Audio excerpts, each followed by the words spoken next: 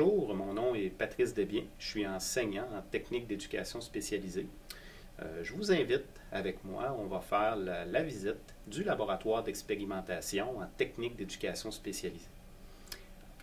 Alors on rentre à l'intérieur du fameux laboratoire et ce qu'on peut remarquer d'entrée de jeu, c'est une salle d'informatique à travers laquelle les étudiants peuvent venir faire des travaux, monter des projets, structurer des activités, faire du travail aussi en équipe. Ici, au laboratoire en éducation spécialisée, ce qui est important aussi de mentionner, et même primordial, c'est qu'on a avec nous une technicienne en éducation spécialisée, Mme Claude Drolette, qui a un bureau à l'intérieur du laboratoire. Claude a quand même un rôle très important au laboratoire qui est d'accompagner les étudiants en technique d'éducation spécialisée qui veulent réaliser des activités dans le cadre de certains cours ou certains projets de prévention. Elle accompagne beaucoup les étudiants aussi dans le matériel pour trouver les bons matériaux pour les activités, en dépit des besoins en lien avec les activités. Si on continue un peu la visite, on entre maintenant dans on va l'appeler la cuisine. Il y a une espèce de cuisinette en technique. Et on a ici aussi, c'est comme une salle de classe où on peut faire des cours. Les étudiants viennent pour, oui, faire des cours, mais aussi pour, ça peut être de manger sur l'heure du midi.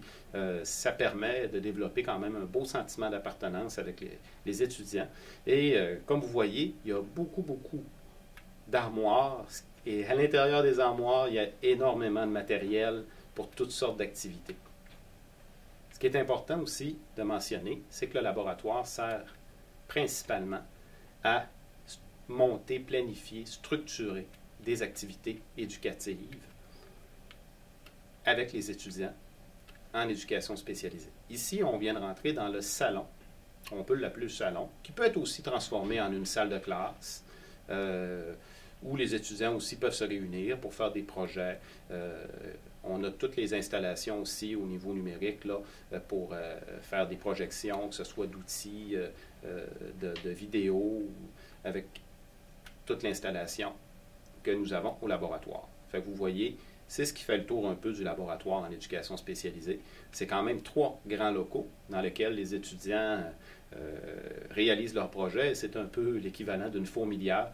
Il y a beaucoup d'actions au laboratoire, beaucoup de créativité qui émanent des étudiants à l'intérieur de leurs projets et de leur activité.